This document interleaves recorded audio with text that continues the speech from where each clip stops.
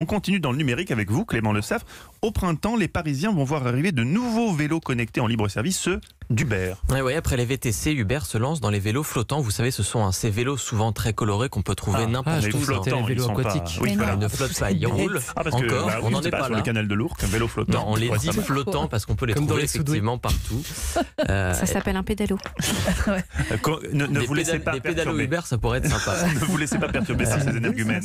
Donc on peut les trouver n'importe où et surtout on les utilise avec une application. C'est un peu différent des Vélib qui eux nécessitent un abonnement et surtout d'aller les chercher à une borne bien définie. Ça sera comme les trottinettes en fait. Ce sera exactement comme les trottinettes. Alors ces vélos en libre service, si on se rappelle, ils sont apparus fin 2017 quand l'ancienne version des Vélib s'est arrêtée justement. Le nouveau prestataire Smovengo avait connu des ratés, des retards. Du coup tout un tas d'opérateurs de vélos en libre service se sont engouffrés dans la brèche, sauf qu'ils sont repartis aussi vite qu'ils sont arrivés en fait.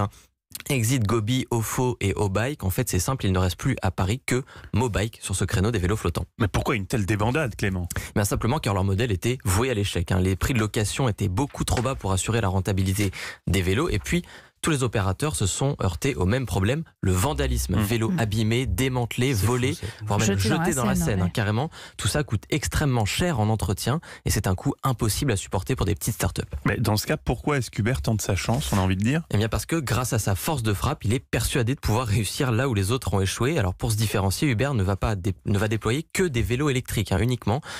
Quelques 400-500 ils annoncent pour les premières semaines. Et l'objectif c'est surtout de concurrencer les trottinettes avec ces vélos électriques. Les trottinettes qui sont maintenant un peu partout.